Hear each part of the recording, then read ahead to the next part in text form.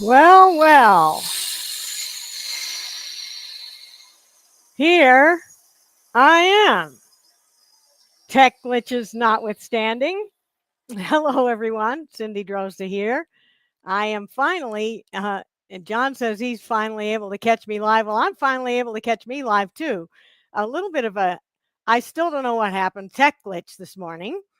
But yeah, thank you for coming around, everyone, and great to see you all. Uh, and Larry, yeah, has the stream begun yet?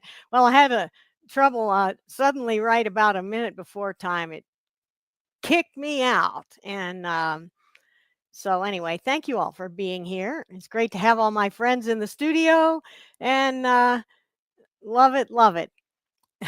Yeah, they're going to have to cut the price indeed. Well, I think we're cut it in half and then it'll be, let's see, what is 0 divided by 2? Right. So I don't think the price will change a whole lot. Anyway, welcome everyone. Welcome, welcome. Great to have you all here. Ronald, good to have you here. And I know oh, Ian from across the pond, and I saw some other across the pond people like, oh, and Connie from New Zealand. Good to have you here. John and Paul and Richard. Yeah. Oh, and Scott Hampton. You were here way early. Thanks for maybe it was Scott's fault that everything glitched. Yeah. Uh, and Jim, good to have you here. I missed you at AAW. I know you usually are there. I wasn't this year though. I did I see Andy Zartman is here?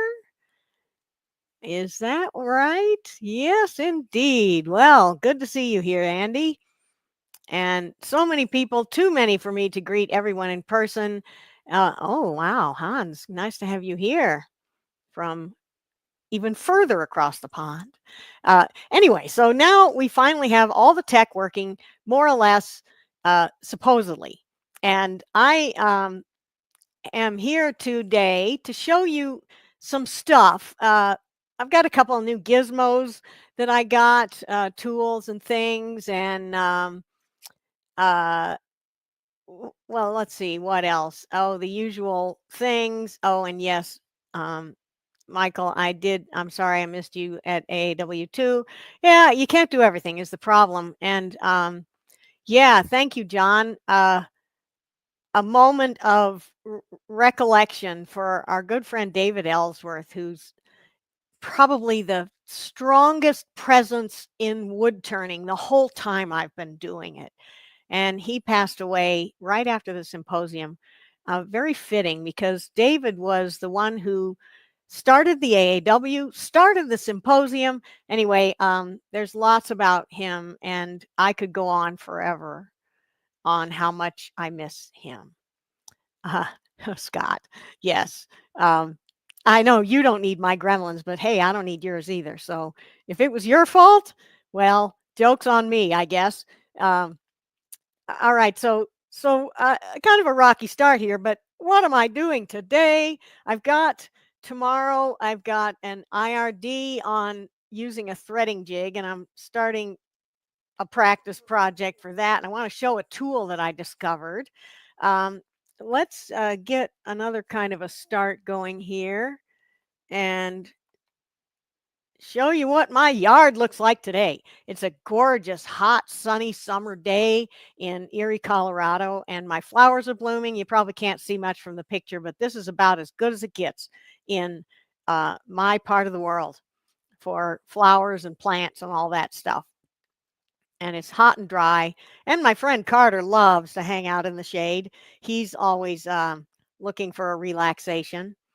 Um, I do these sessions every 2 weeks, alternating Fridays. My next one will be on the 4th of July, American Independence Day. So I don't know, maybe I'll be setting off some fireworks or something like that. And you can click this QR code and get to the sign up on my website if you want to get a direct link and notification of this and other things that are happening.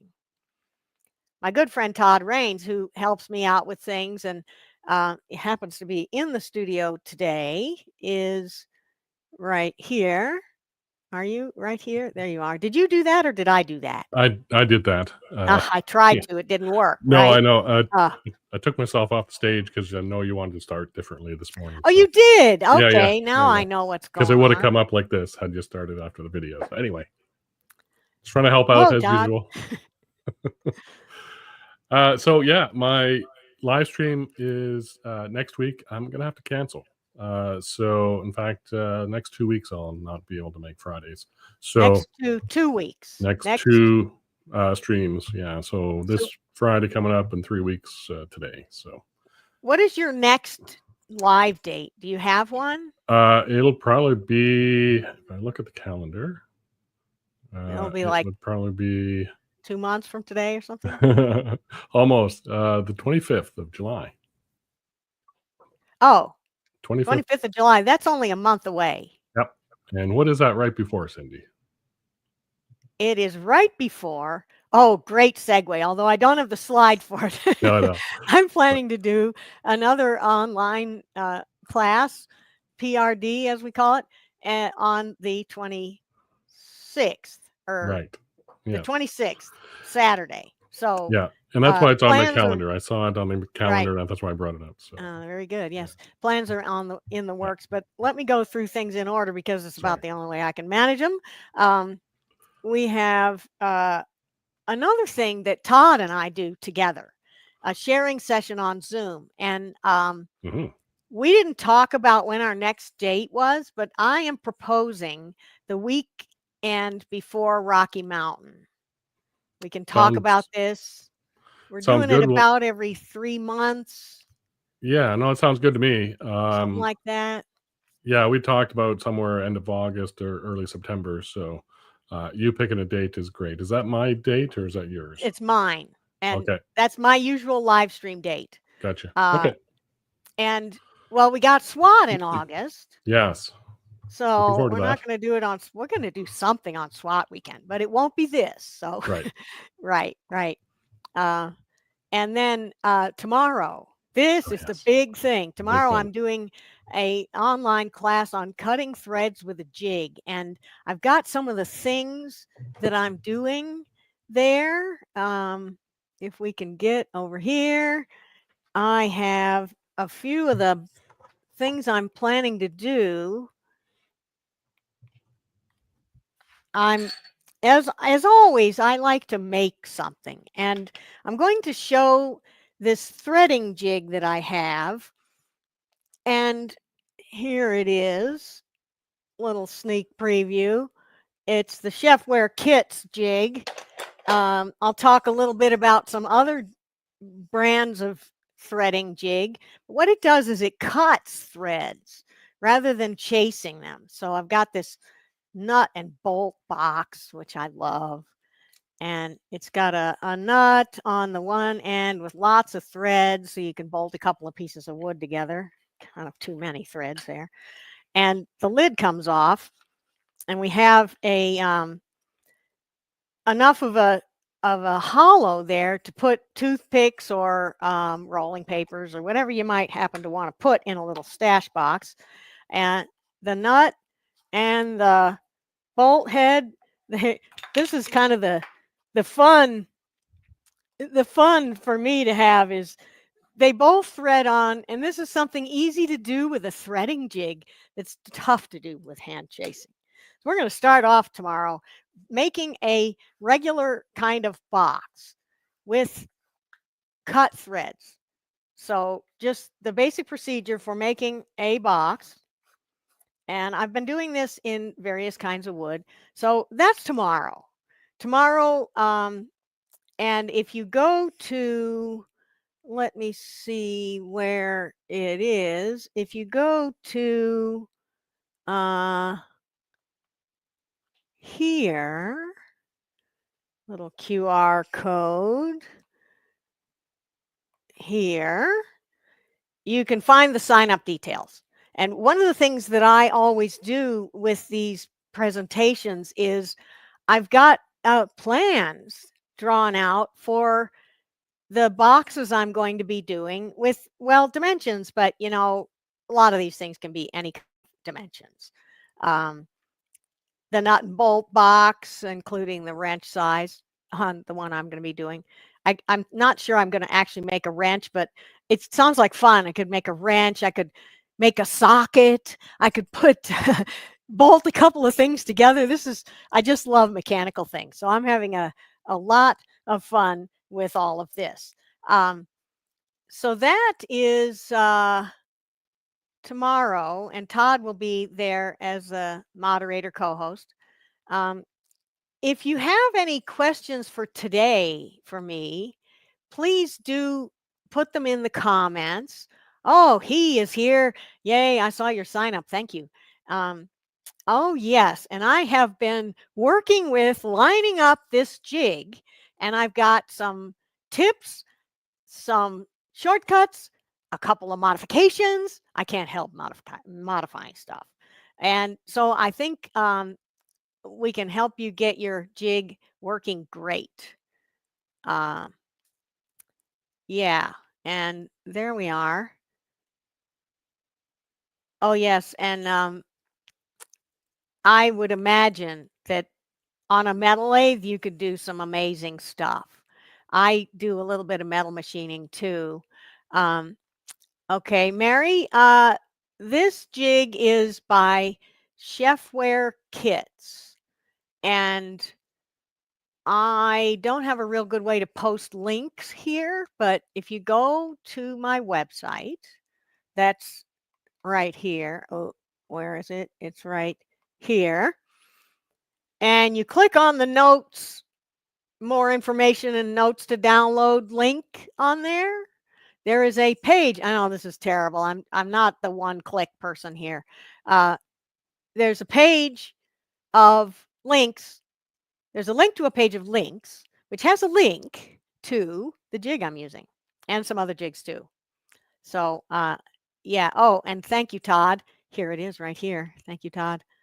Very good. Very good.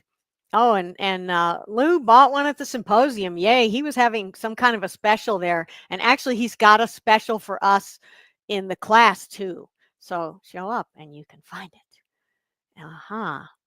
And if you are doing something tomorrow and can't be there live, I do a recording of these sessions. And so the recording will be for 6 months, you'll have access to it. It's usually done about a week later. So yeah. Oh, and this is the Dutchman's woodchuck.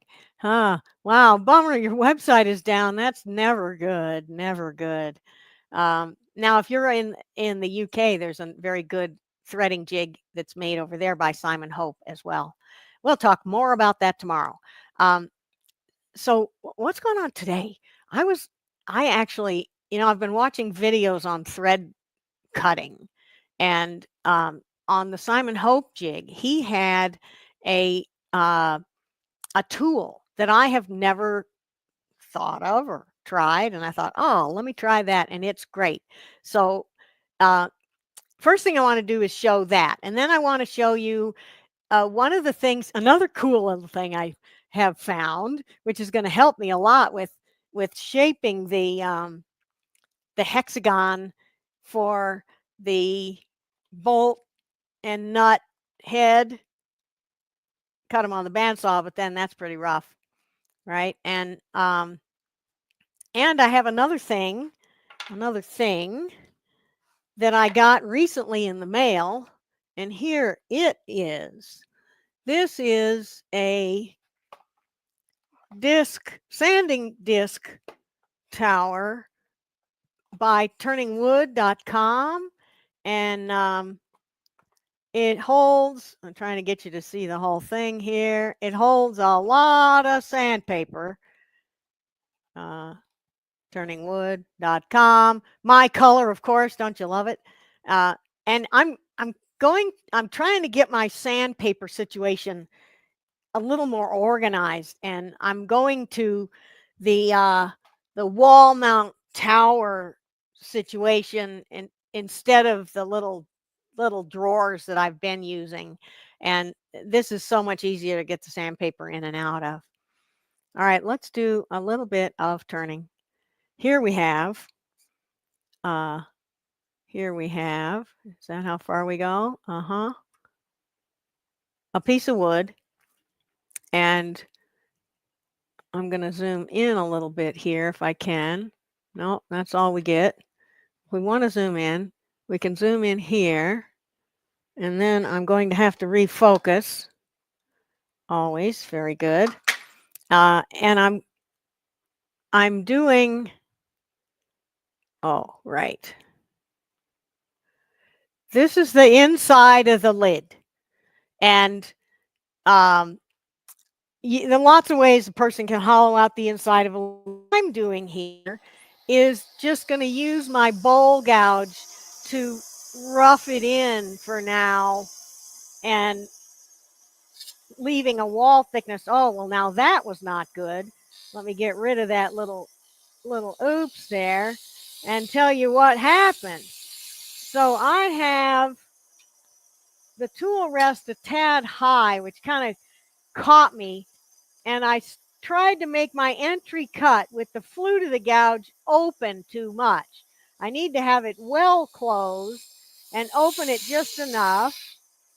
And now I'm just going to scrape the rest of this and show you that little magic tool that I have, which is this right here. It is a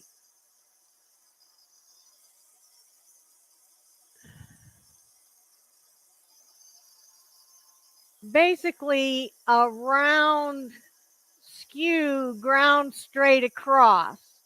Because the shaft is round, it will push in parallel to the bed of the lathe. And see, I'm lining it up here with here, parallel with the bed of the lathe. And the radius on the bar will follow the radius on the inside of the box, thereby making a very nice parallel recess. And I've got for myself a little uh, gauge there.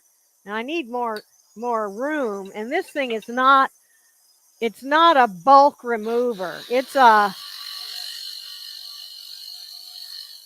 good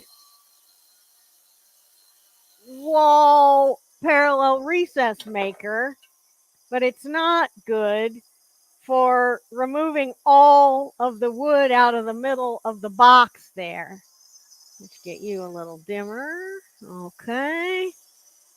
So I want to go in as far as my little line goes. I thought I did. Actually, that looks like plenty. Let's measure it instead. Maybe I put the masking tape in the wrong place. No, I need to go further. Yep, sure enough. Okay. Well, masking tape doesn't lie, right? We'll get a little more out of the middle here. And a little more material out of here. So this is basically a negative rake double beveled scraper on its end, and we're cutting directly into end grain here. And there we are at our depth. And now I want to hollow out the rest of the inside of the box, which can be done with numerous things. And I'm going to use this scraper here just to smooth things out. I could use any number of round carbide, round nose, um, any kind of scraper. I'm just using this one, which I call a sweep scraper. It's got two bevels. That makes it negative rake, supposedly. It's 50-degree included angle. And you can see it's not a real aggressive tool. It's more of a finishing tool. And I might could have done the bulk of that with something else that will, let's see, here's another one that I just ground for this kind of a job. And this one go in parallel to the bed of the lathe, and it will give me a nice radius. Also, little bit of a radius on the bottom of my lid. If I want to get right into a sharp corner, this little guy does a nice job, and there we are. So we do want a bit of a clean up on the end, and we want a chamfer. This is where the threads are going to go, and we also want a chamfer right here.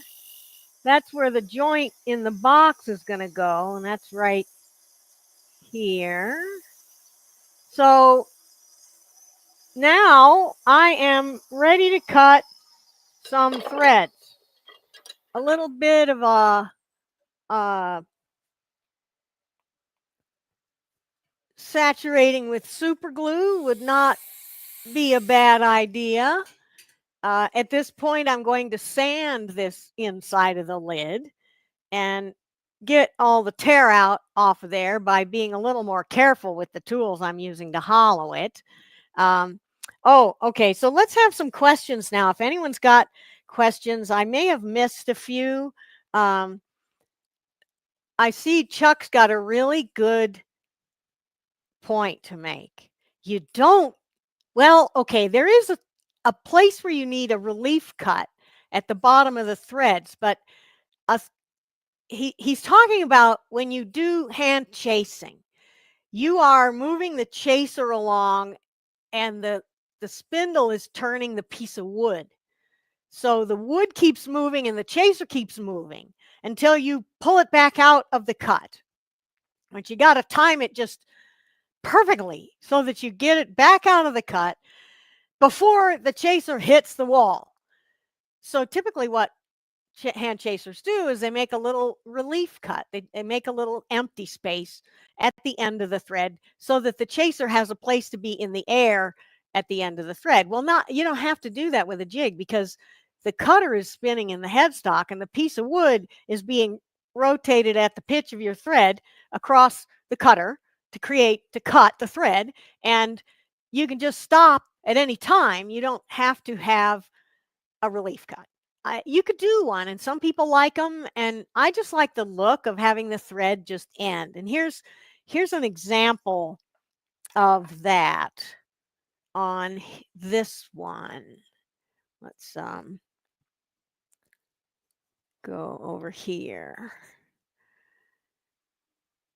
I think it looks better when the thread just ends. You can see down there, you can see the end of the thread where the jig just stops. And it's kind of personal preference there. So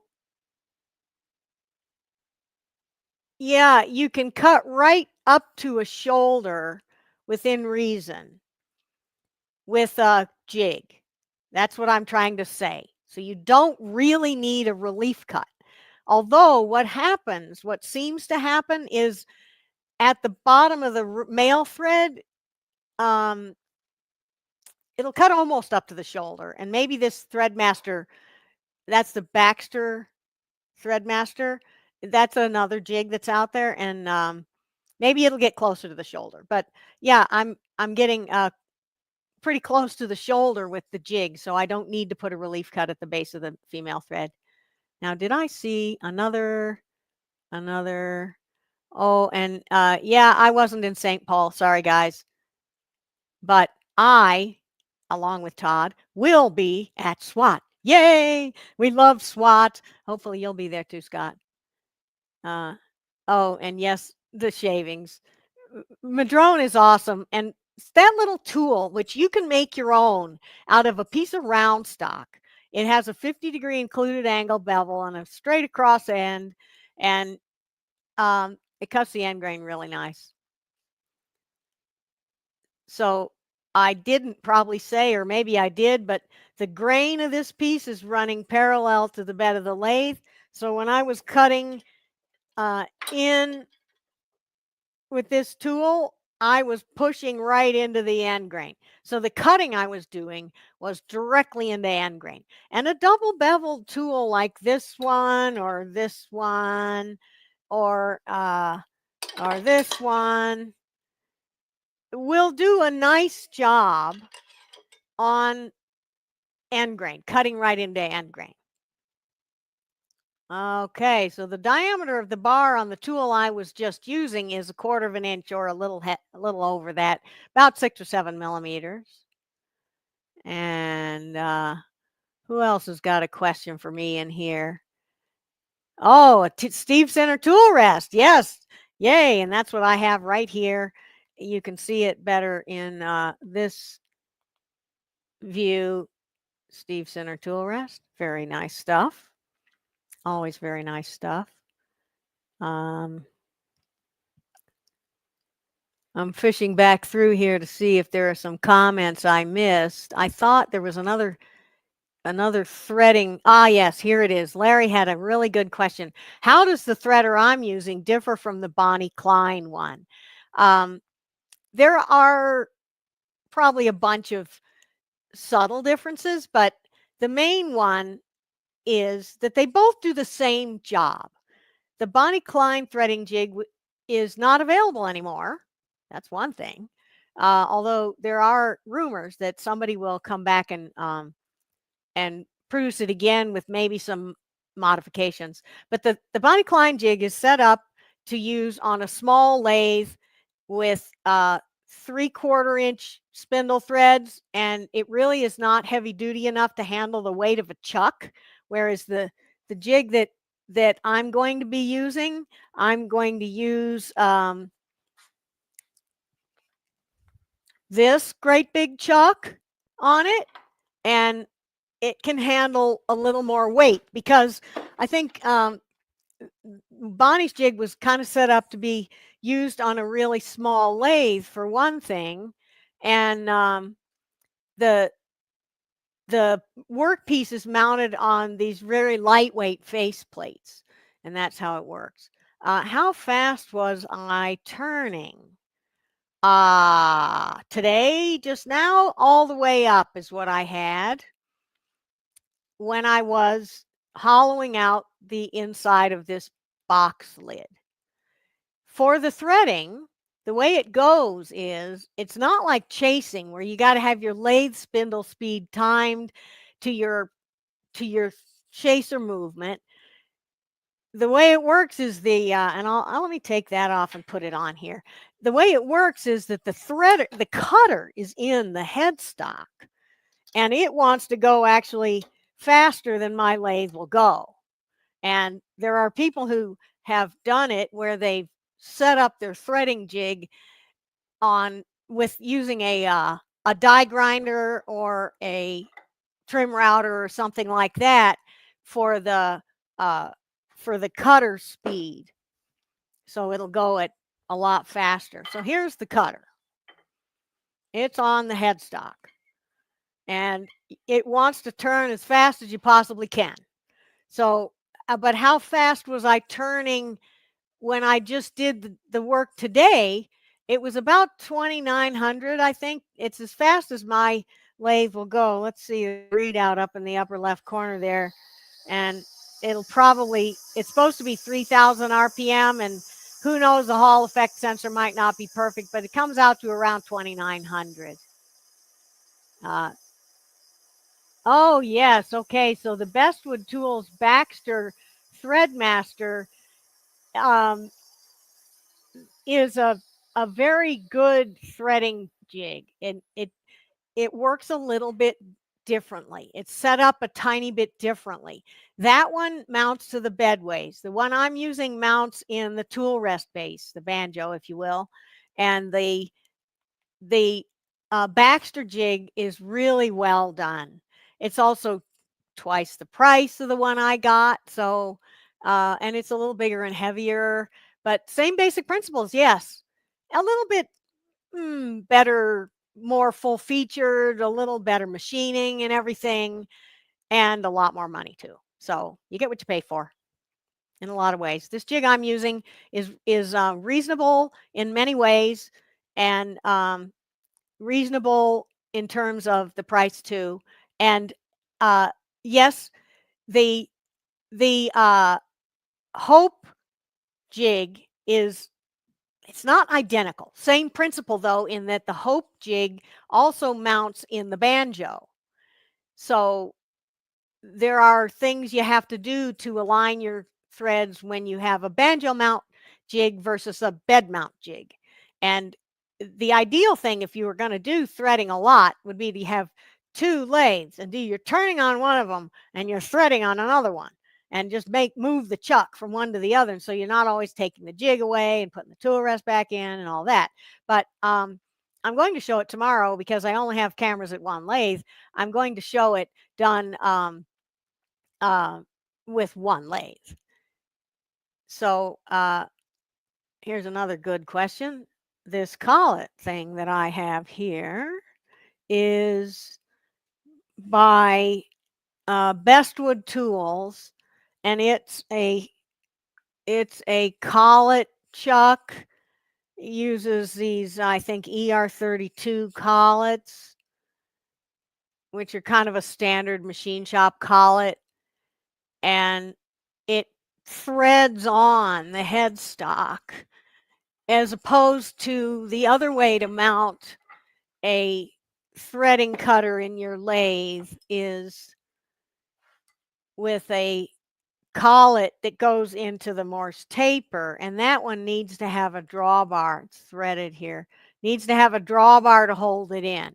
So I think the collet chuck is faster to deal with because you don't have to get the drawbar out every time. And did I say where it's made? Bestwood Tools, the same people who make the Baxter Threadmaster, and they do excellent stuff.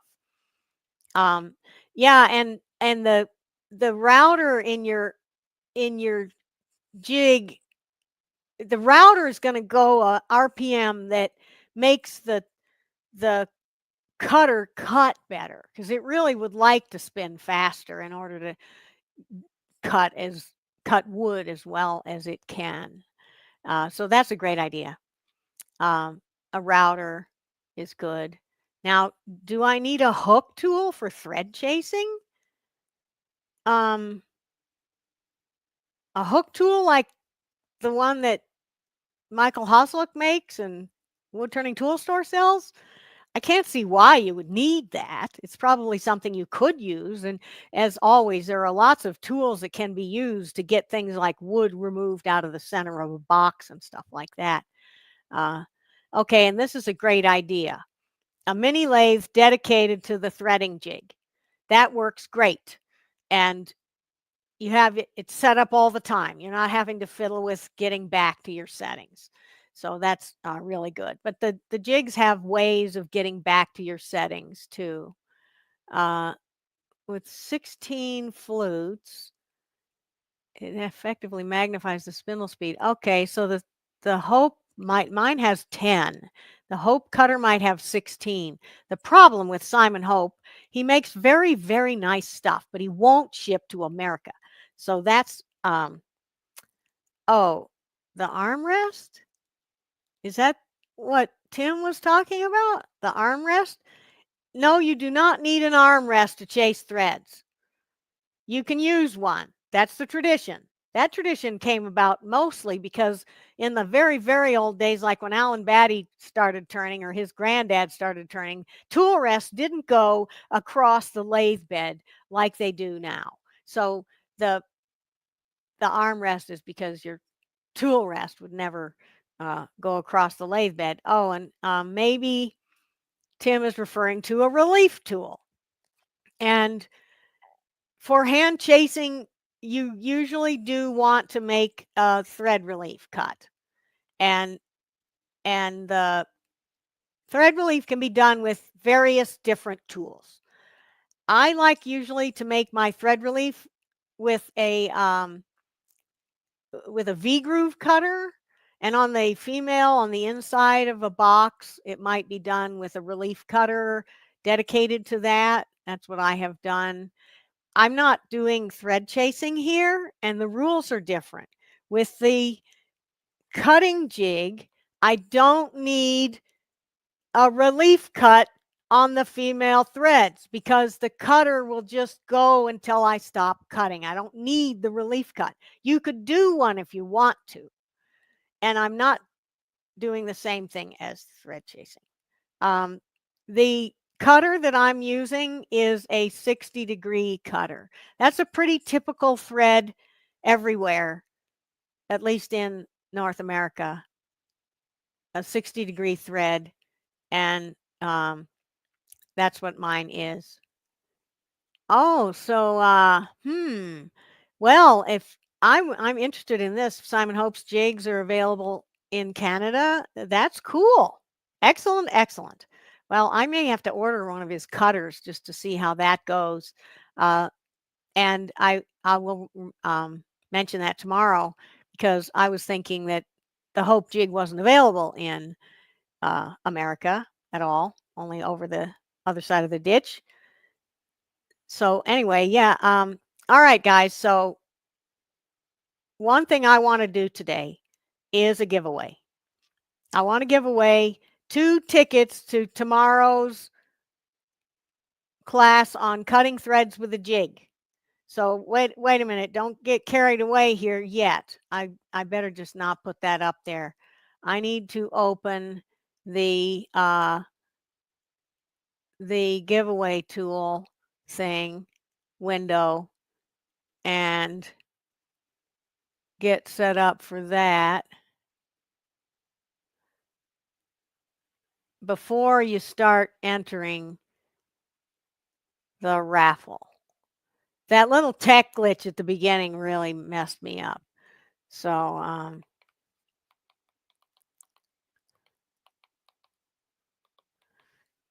so here we have.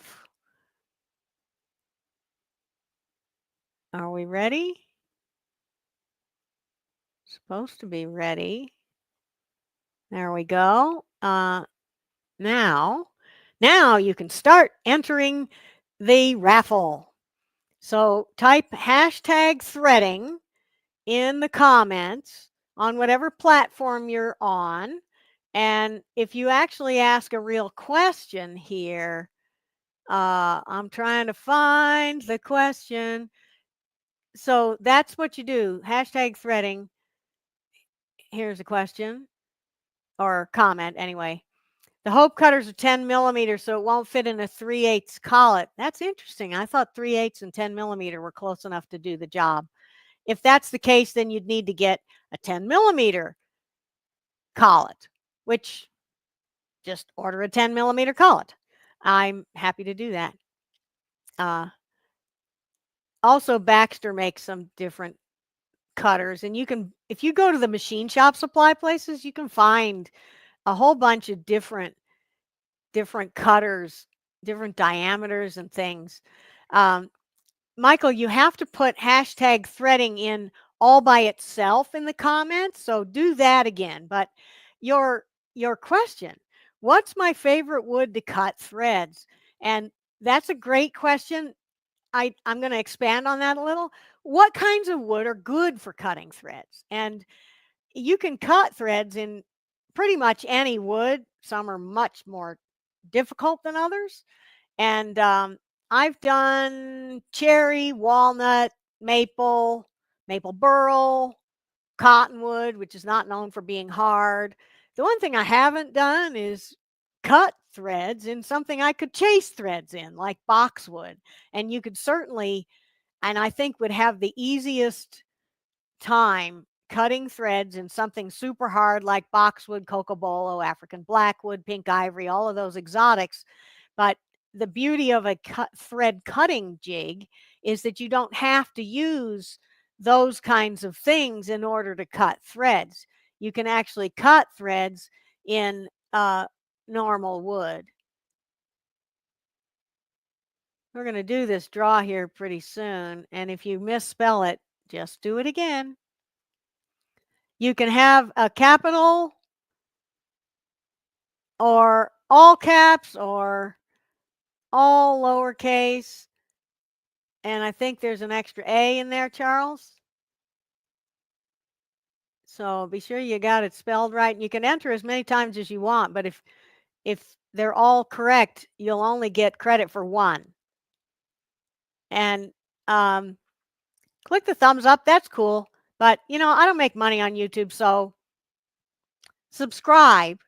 Not there, but subscribe over here is what I care the most about. Here's where I want you to subscribe. This is on my website where you're on my email list and I can communicate with you. That's what I want. So click the QR code and sign up on my newsletter list. All right. So are we? I still see the entries coming in, so we won't draw just yet. And here's a great question, Bruno.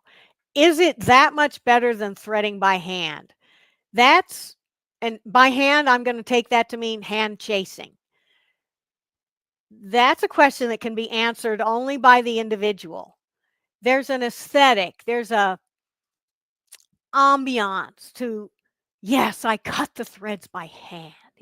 I know how to hand chase. The truth is, though, hand chasing has a tremendous learning curve. It's limited to wood that can accept a hand chase thread, which is only kind of a handful of them. I know if you were, what's his name?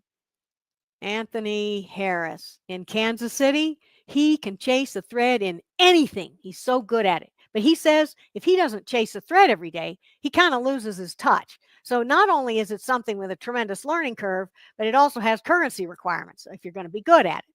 So there's part of it is you can get a threading jig set up and you can go thread any kind of wood without having to practice. And so in that way, it's, I'm going to say, better, but it's up to you really what you like. And there are different pitches available in chasers, and there are different pitches available in cutting jigs. The Baxter has the most variety of pitches. Okay, so here's a good question. If you think you're on my email list, but you're not sure, the software I use is smart enough to send you only one every time, unless you join it with a different email address. If you put in a different email address, you get one to each one. And this is what I wanted here. The TPI on the jig that I have, it's available with 16 or 10. And I'm going to use both of them tomorrow. I like 16 on a small box because, well, the great big threads just kind of looked out of proportion to me. Although it was nice because you just one twist and there it goes. And on the nut and bolt box, I thought the look of the big threads was really good. So it's it varies. And Sam Angelo is one of the masters of thread chasing, as is Mike Peace. And yeah, okay, so here's another side of things. Thread chasing, you can buy a set of chasers for $50 or something like that, and the jig that I'm using costs $350. So okay, there's something. You can buy the chasers for a lot less than it costs to buy a jig. And once you master that skill, like Mike says, it's very zen. You may just enjoy chasing threads. Another way that chasing is good is in something really big, like a giant hollow vessel. It won't really fit on that threading jig, but you can make threaded inserts. And here's something I did: threaded inserts on. You can make them with hand chasing too, but here I've got a cylinder of 16 TPI threaded insert that's about an inch, 25 millimeters or so long, and I can just slice pieces off of this and get 3 or 4 of them, and then I'll have inserts I could put in my big hollow vessel. I think the cut threads are more precise, and it's easier in a lot of ways without the learning curve. But yeah, there's an aesthetic to hand chasing, and if I was asking a lot of money for something, I would want perfectly hand chased threads probably. Uh, all right, what do we got here? Making an identical thread hand chasing. Yes, like the bolt and nut, where the nut and the bolt head both fit on either end of the two threads. Yeah, that's the kind of thing that's so much easier done with a jig where you're cutting the threads, because you can just dial in, just like metalwork, you can just dial it in and get there. Sam, you're famous on YouTube. The threading jig that I'm going to demo is not on my website. It's on the Chefware Kits website, and he is offering a discount code for the people that are in my session tomorrow. So you're signed up, so you'll get it. And how small of a diameter can you do an internal thread? Depends on the size of your cutter. The cutter I'm using is an inch in diameter, I think. Is that what it is? Or is it 3/4? Let's just see. It is 3/4, which is about 20 millimeters. And so you can't get into a smaller hole than that with this cutter. But I was looking online at the machine shop places, and I saw some thread, they call it a double angle milling cutter. And there were some of those that were 3/8 in diameter. That's 10 millimeters. So it depends on the cutter you have, really. Personally, I would tap, if I wanted to do really, really tiny threads, like under the size of that there, if I could get, 1/2 inch, you can get a tap. 3/4, you can actually get a tap. 3/8, 16. I believe I would tend to tap the female and thread the male. But those are some other things to think about. If you want to do really tiny threads, you might find that your chasers offer you better options. And this is a good one, Sam. The comparison between cutting with a jig and cutting with a hand chaser is almost like the difference between cutting dovetails by hand versus using a jig.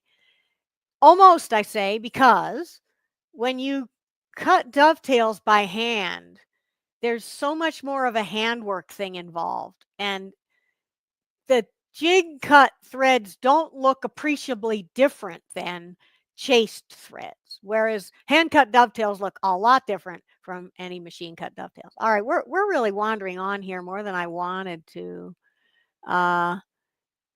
Yeah, let's see.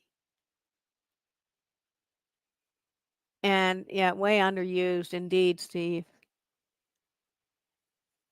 So you can use a narrow chaser, worn out chaser. I just find it really easy to tap a hole.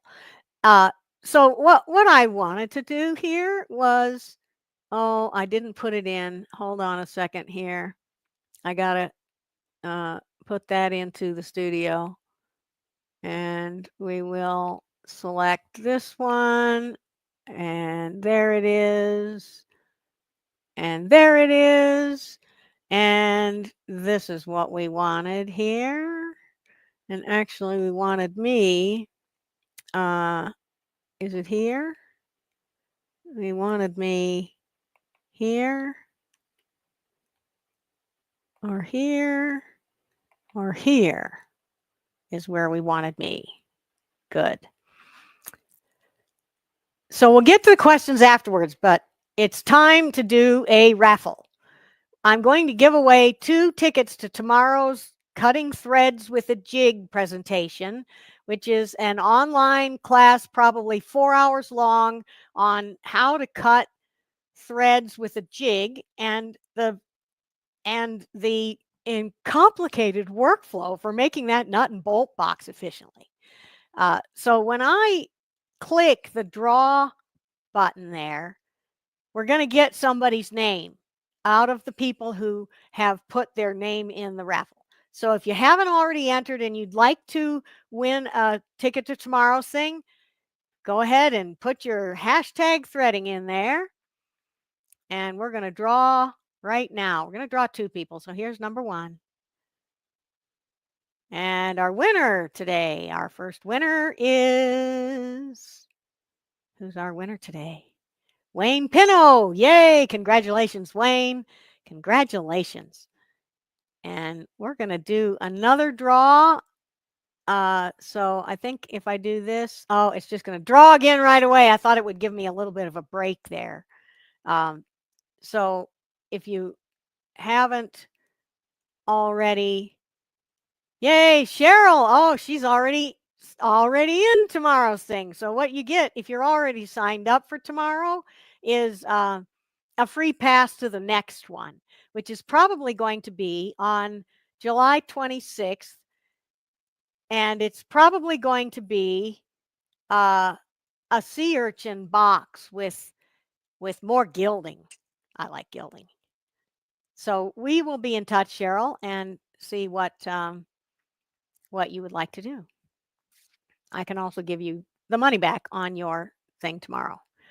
All right. So now that we've gotten that done, congratulations to the winners. I think there were some more questions or comments here. Yeah, Hope makes a smaller cutter, and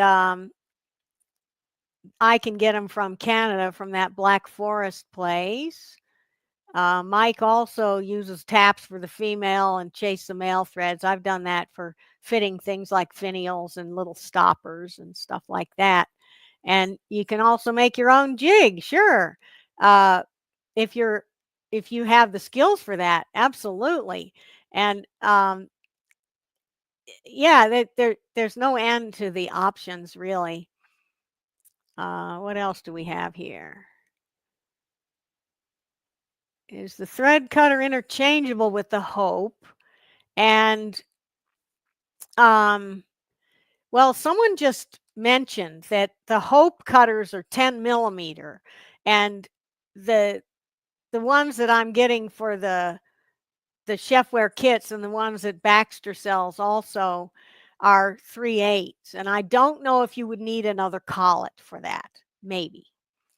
But the jig, of course, no matter what you put in the headstock, all the jig does is create the pitch for you. It's got a lead screw giving you the travel, and it's got an advancer giving you the depth of thread. So you could put something weird in there, and I got a message from someone who used something completely different, and he made a strange shaped thread. And the 3/8, the small ones are carbide, solid carbide. Yes. Oh, and here's the definitive. It will not fit in a 3/8 collet. All right, so we will have to get a different collet. Not a big deal. Canning jar threads. I have no idea what size the thread is. What you can do is measure the threads per inch of it. And I don't know how metric threads are measured. I think it's something like the distance between the tops of the threads. But that would tell you what a canning jar thread is.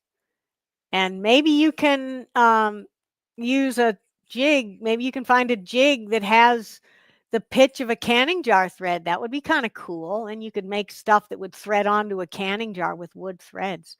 I like that idea. Yeah. All right.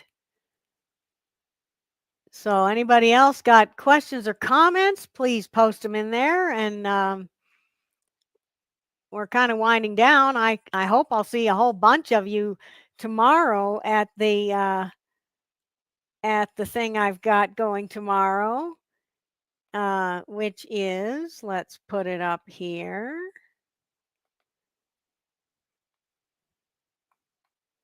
Cutting threads with a jig. And here is how you can find it. QR code. Very good, very good. Yeah. Oh, Mark is going to be there tomorrow. Thank you. Very good. Good to see you.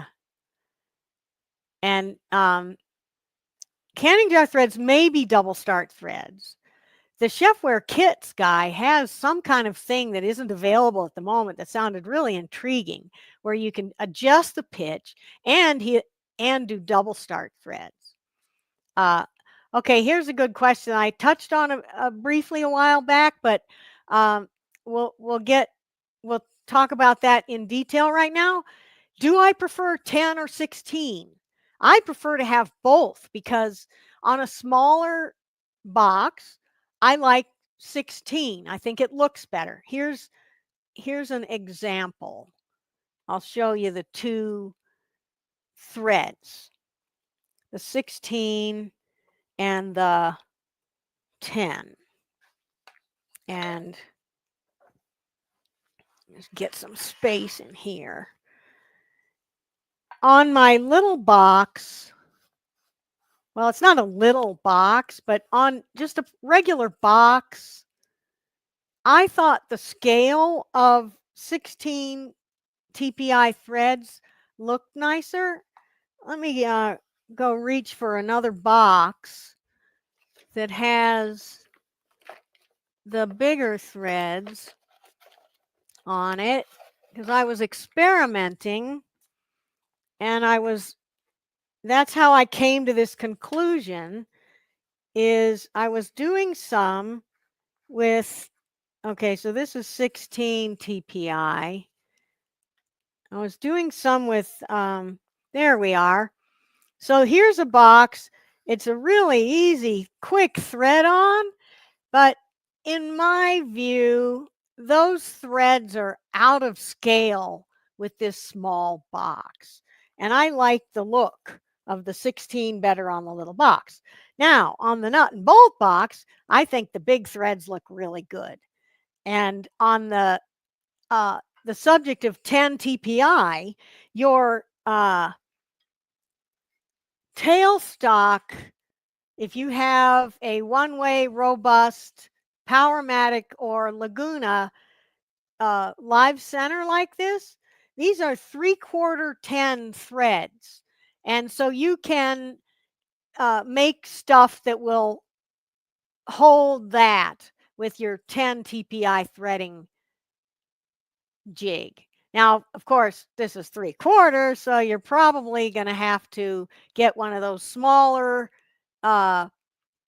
cutters, right? So got to buy more stuff. And good question.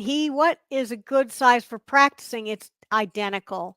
Practicing in either one is really pretty much the same process. Okay, and Wayne's got a you'll have to copy and paste that mason jar thread. Very good. Thank you for that. And Simon Hope makes a cutter holder with various threads. He offers more pitch sizes than the Chefware Kits does. So that might be a reason to buy that one. And what is a double start thread? Oh boy.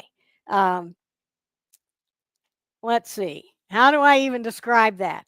So the start of the thread is right here, where the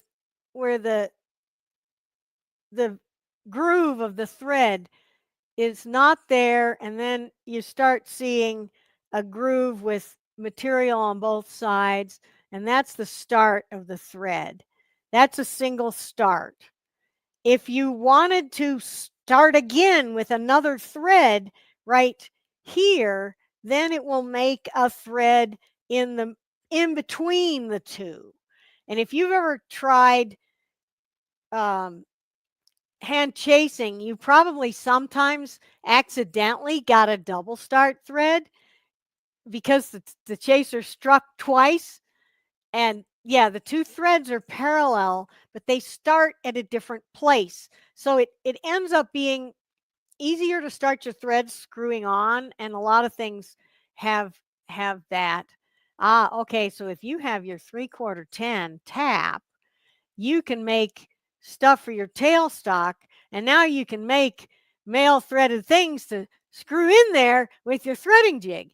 So it just opens up more things. And a lot of commercial uh, food jars and other things like that are double start or triple start threads, and they're often a really steep thread as well, because people don't really want to have to go turning and turning and turning their threads to open something. Like this is even kind of a lot of turns, and you don't need that much thread engaged to have a nice box. Good question. Do you have to use CA? Sometimes yes, and sometimes no, and sometimes it's just a little bit of insurance. Well, we're going for lots and lots of questions about threading. This is great. I didn't know there was that much interest in it. So I hope to see a whole bunch of you tomorrow at my online class on cutting threads with a jig, and we will answer a lot of questions, and we'll go over it again, and then in September, we'll have a sharing session and you can show us what you've done. So I am going to sign out for today, and I will see a bunch of you tomorrow. And I'll see everyone else in 2 weeks. Thanks very much, everyone. Bye-bye.